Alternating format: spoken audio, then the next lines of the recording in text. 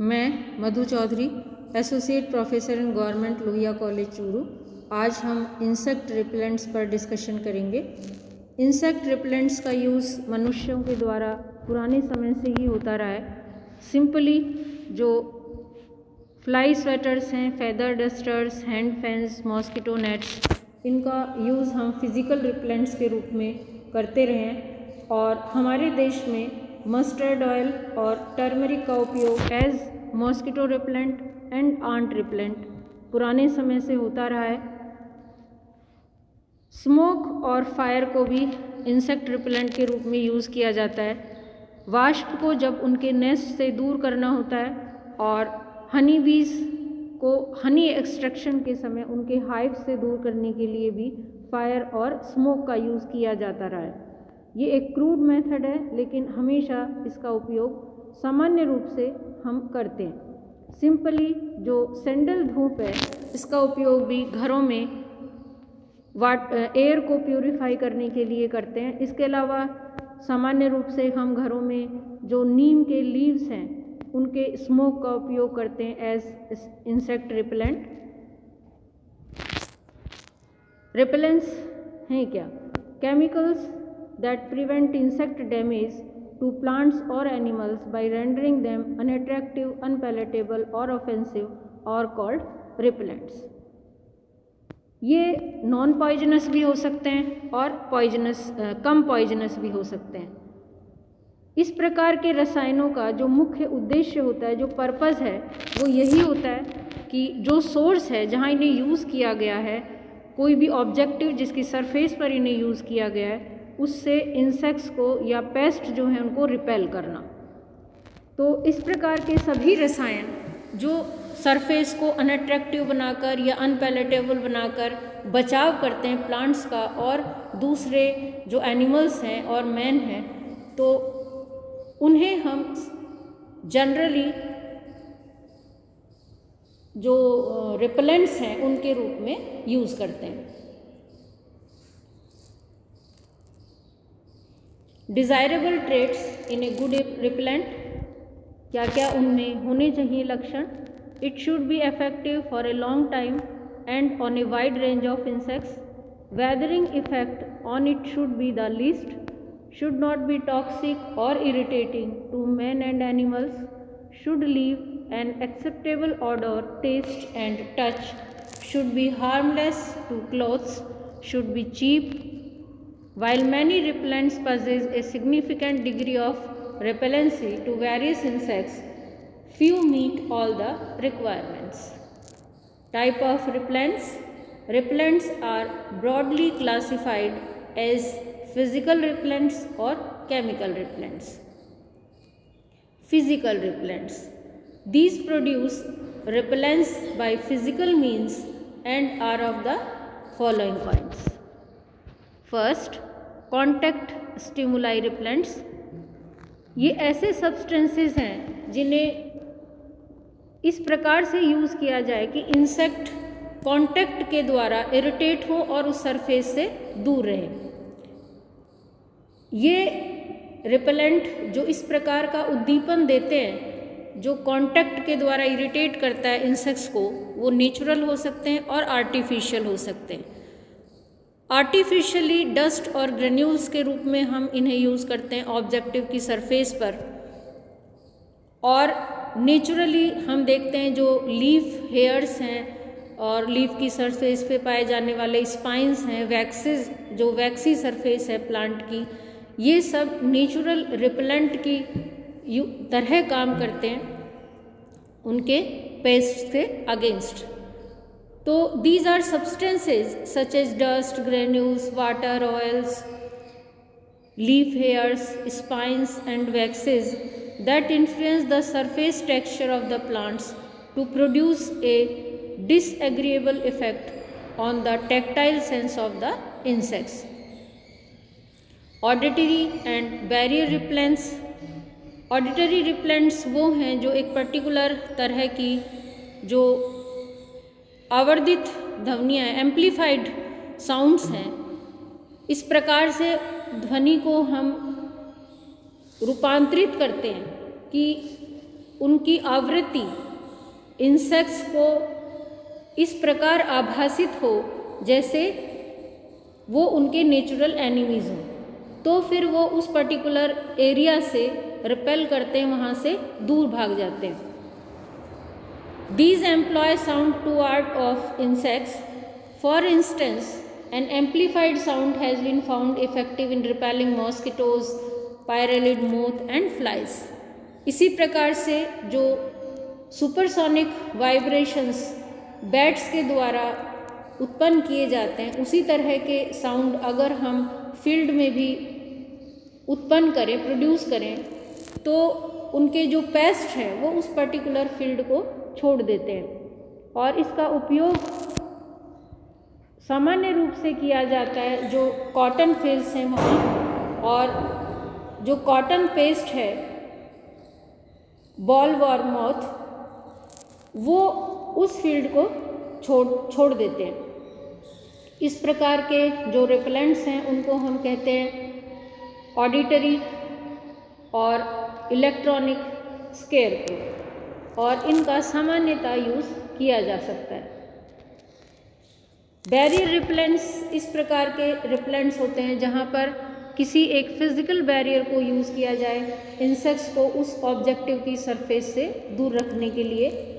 Substances such as tar oil painted as bands on trees and hazes, dusts on roadside trees जो naturally अपने आप हो जाता है, mosquitoes nests, wire mashing on doors and Windows जो हम सामान्यतः करते हैं अपने खिड़की और दरवाज़ों में, tightly enveloping plastic covering over woollen clothes act as effective barrier repellent for insects. Visual, excitatory and feeding repellents, particular तरह की जो लाइट्स हैं उनका यूज़ अगर हम करें, नॉर्मली जो वाइट लाइट है वो इंसेक्ट्स को ज़्यादा अट्रैक्ट करती है, कंपैरेटिवली येलो कलर जो होता है लाइट का वो कम अट्रैक्ट करता है। तो इस प्रकार हम अलग अलग तरह की लाइट्स को यूज़ करके कुछ हद तक इंसेक्ट्स से बचाव कर सकते हैं, और इसी कैरेक्टर को, इस प्रॉपर्टी को यूज़ किया जाता है शॉपकीपर्स के द्वारा जब पोस्ट रेनी सीजन में इंसेक्ट्स का अटैक काफ़ी होता है, उस स्थिति में उन्हें यूज़ किया जाता है। एक्साइटेटरी रिपेलेंट्स के रूप में हम कुछ केमिकल्स को यूज़ करते हैं जो उद्दीपित करते हैं इंसेक्ट्स को, जैसे कि पायरेथ्रम, डीडीटी, बीएचसी। ये इंसेक्ट्स के टारसाई को स्टिमुलेट करते हैं और वहाँ से उनकी जो सेंसेशंस हैं उनके नर्व को जाड़ते हैं, और फिर वो उस पर्टिकुलर जो सरफेस है उससे दूर होने के लिए एक तरह से प्रेरित होते हैं। तो chemicals such as pyrethrum, DDT, BHC, etc., which excite the insect's tarsi by stimulating the sensory nerves and force them leave the treated surface, are called excitatory repellents. Feeding repellents, इनको हम एंटीफीडेंट्स भी कह सकते हैं, जो उसके टेस्ट में change लाएं और वो उसके लिए उसकी पसंद ना हो जो भी पेस्ट है, तो उस स्थिति में भी हम रिपेलेंट को एज एंटीफीडेंट यूज़ कर सकते हैं। Substances that inhibit feeding in insects are called repellents और antifeedants. Chemical repellents. Chemical repellents इस प्रकार के रसायन होते हैं जो इंसेक्ट्स के ऊपर उनके स्पर्श इंद्रियों के द्वारा, घ्राण इंद्रियों के द्वारा और स्वाद इंद्रियों को इस प्रकार प्रभावित करें कि वो उस पर्टिकुलर सरफेस को छोड़ दें या उससे दूर रहें। ये प्लांट ओरिजिनेटेड हो सकते हैं और सिंथेटिक हो सकते हैं। These are chemicals that affect tactile, olfactory or gustatory receptors of insects and could be of plant origin or synthetic. Repellents of plant origin. Early chemical repellents were perhaps certain plant extracts having strong pungent odor that have rubbed on the skin or clothing worn round the neck as a charm bag or hung from a rafter. These practices led to the discovery of several essential oils such as the oil of citronella, oil of camphor and cedarwood oil that have been used as insect repellent for a long time. तो skin के ऊपर, नेक के चारों तरफ और एक जो bag के रूप में इनको हम यूज़ करते थे बॉडी के आसपास और ऑब्जेक्ट के आसपास, और फिर वो रिपेल करते थे। तो हम इस जो और जनरली जब हमने स्टार्टिंग में मनुष्य ने जब इनको यूज़ करना शुरू किया तो ये प्लांट एक्सट्रैक्ट होते थे, जिसमें जो सामान्य प्लांट एक्सट्रैक्ट है उसमें सिट्रोनेला ऑयल है, कम्फूर ऑयल है और केडारवुड ऑयल है। The oil of citronella remained a commonly used mosquito repellent between the year 1901 and 1938 and still continues to be a constituent of a popular brand of commercial mosquito repellent Odomas, जो हम आज भी use करते हैं। The oil is extracted from the lemongrass, Symbopogon nardus, and contains citronellol और जेरानियोल। ये इसके main constituent होते हैं। बोरेनियोल एंड टर्पेंस ये स्मॉल अमाउंट में इसमें पाए जाते हैं। फर्स्ट टू जो इसके कंटेंट्स हैं ये मेन रिपेलेंट के रूप में यूज़ किए जाते हैं मॉस्किटोज़ के अगेंस्ट। पायरेथ्रम एक दूसरा प्लांट प्रोडक्ट है जिसको इंसेक्टिसाइड के रूप में भी यूज़ किया जाता है, और जब इसकी हम कम सांद्रता में इसको उपयोग करते हैं तो जो ब्लड शकिंग इंसेक्ट्स हैं उनके अगेंस्ट इसको हम एज रिपेलेंट यूज़ कर सकते हैं। This property has been exploited to prepare cattle spray with pyrethrum. Recently microencapsulated pyrethrum applied to the skin of laboratory animals has provided protection for a period of 10 days, the longest ever for any plant or synthetic repellent against the bites of the tsetse fly Glossina morsitans। तो काफ़ी अच्छा ये result है। जो जितने भी natural repellents अब तक यूज़ किए गए हैं उनमें सबसे ज़्यादा लंबे समय तक ये इफ़ेक्टिव हैं, 10 डेज़ तक इफ़ेक्टिव रहा है जो पायरेथ्रम के कैप्सूल लैब्स में यूज़ किए गए हैं। But the formulation is still to be tested on man. Clothes impregnated with some pyrethroids have been found to afford protection against the attack of many insect vectors of disease like Aedes aegypti, Anopheles quadrimaculus, Stomoxys calcitnens इत्यादि। Plants have also been found to contain certain chemicals like terpenes, quinones and phenols that repel insects. Plants employ these as their own chemical defenses and therefore can be a good source of an effective insect repellent in future। तो पौधे इन रसायनों को अपने defence में produce करते हैं, लेकिन भविष्य में हम इनका उपयोग एक बेहतर रिपेलेंट के रूप में कर सकते हैं। Synthetic repellents, Bordeaux mixture which has been used as a plant fungicide since 1882 is often cited as the first synthetic chemical repellent। Early agriculturists observed that insects tends to avoid plants sprayed with this mixture। तो बेहतर इसके परिणाम रहे। But a systematic research for the synthetic repellents started only in 1935। During the World War II, 4 synthetic repellents were already in use by the soldiers। They are dimethyl phthalate, general purpose के लिए liquid form में use होता था, और indalone brown liquid effective for mosquitoes and flies, Rutger 612, and the oil of citronella.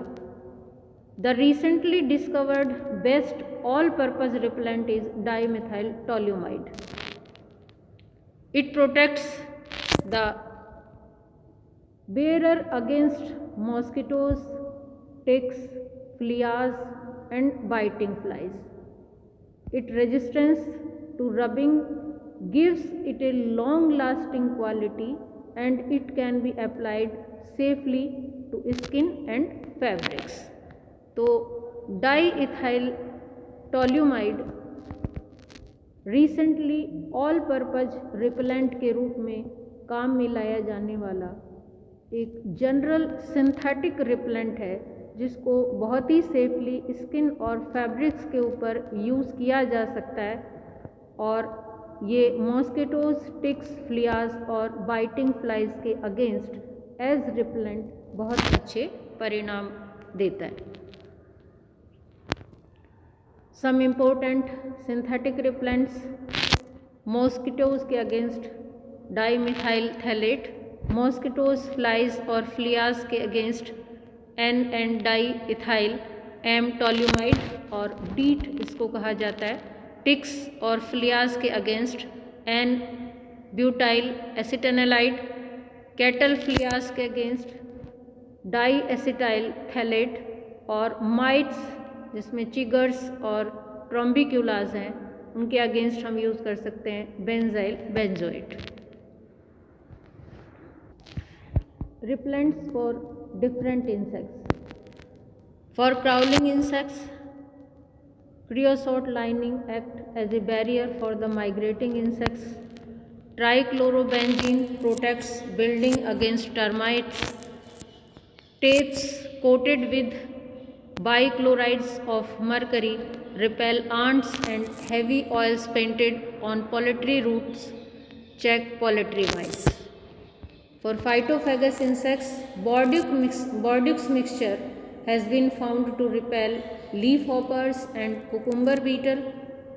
Tetramethyl thiourea disulfide repels feeding by the Japanese beetle Papilio japonica, and 4-dimethyl triazone acetylenolide acts as a repellent for a wider range of insects such as the cabbage looper, Trichopulsia nye, cotton leafworm Alabama, Argillaceae, cotton ball weevil Anthomus grandis, and the spotted cucumber beetles Dibrotica,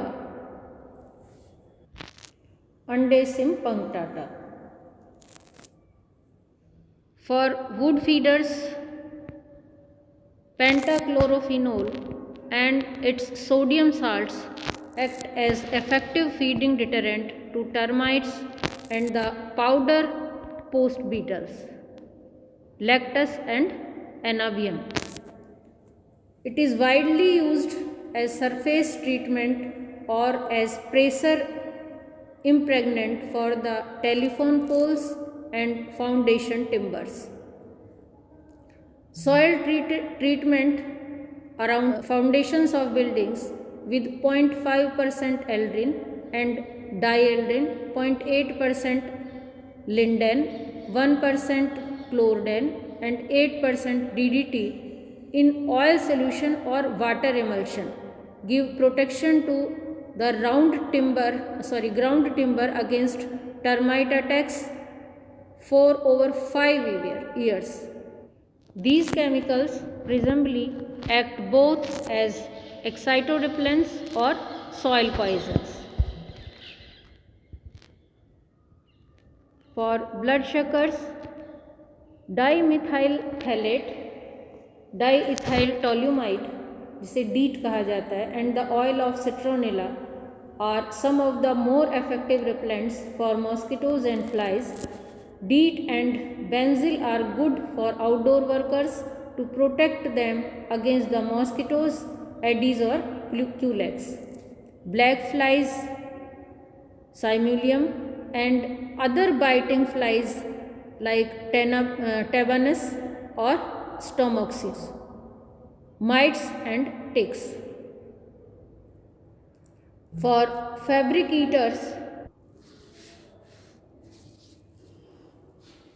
as fabric eater कई प्रकार के moths हैं जो manufacturers हैं और जो industries हैं उसमें हैवी लॉसेस उनके कारण होते हैं। Moths of clothes, Tinea pellionella and Tineola bisselliella and carpet beetle Attagenus piceus and Anthranus causes very much annual damage. Therefore, moth proofing during the manufacture of fabrics become essential. This is done by fixing some chemicals that are odorless, colorless, non-volatile, stable to light, non-toxic, non-damaging and wash resistant in the fabrics during the dyeing operation. Two important products used for this purpose are Ulen CN and Metin FF. ये इनके trade names हैं. That are applied as 1 to 3% of weight of the cloth. Dry cleaners also use aluminium salt such as sodium aluminium fluorosilicate as 0.5 to 0.7% water solution, sodium fluorosilicate 0.6%, potassium alum 0.3% और oxalic acid 0.03%. Naphthalene or mothballs C10H8 are used as a routine repellent for the pests of woolen garments in our households.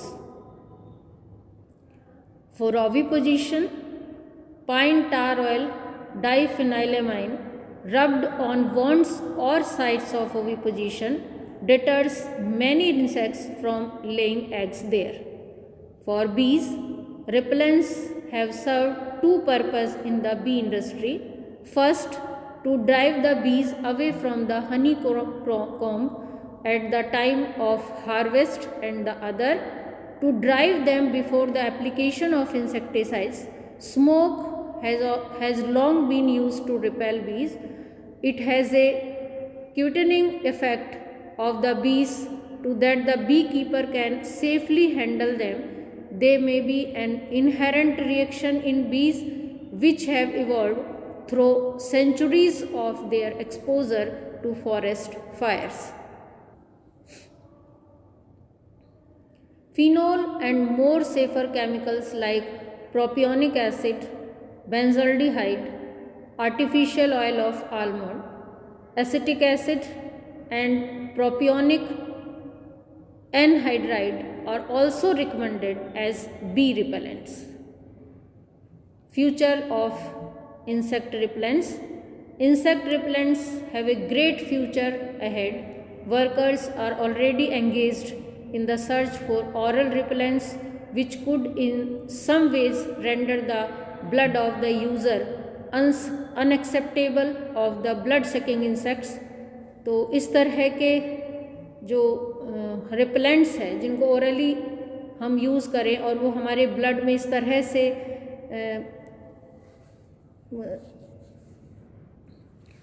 Mix हो जाएं कि जो blood शकिंग insects हैं उनके लिए unacceptable हो जाए।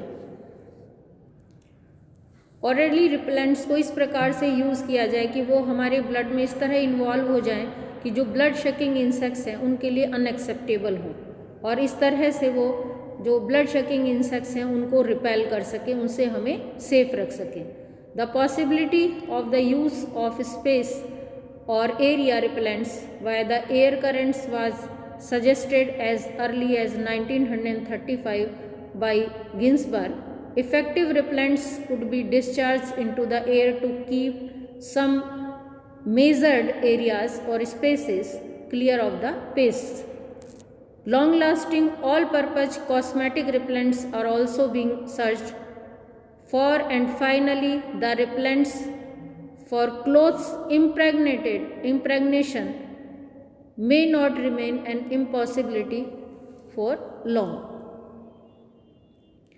And finally, the repellents for cloth impregnation may not remain an impossibility for long. मतलब आने वाले समय में हम इनका और बेहतर यूज़ कर सकेंगे जब हम कॉस्मेटिक रिपेलेंट्स तैयार कर सकेंगे जो हमारी बॉडी से इस तरह से हम उन्हें या तो अपने सराउंडिंग एनवायरनमेंट में यूज़ करें कि एक पर्टिकुलर एरिया तक इंसेक्ट्स को हम दूर रख सकें या हम अपने बॉडी के सरफेस पर इस तरह से उनको यूज़ कर सकें कि वो उनको रिपेल करें और हम उनसे बेहतर प्रोटेक्शन फील करें.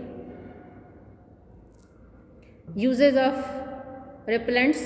Repellents can find several uses, such as they can be used on the body in some formulation to ward off insects. They can be used as fumigant to rid an enclosed area of insects.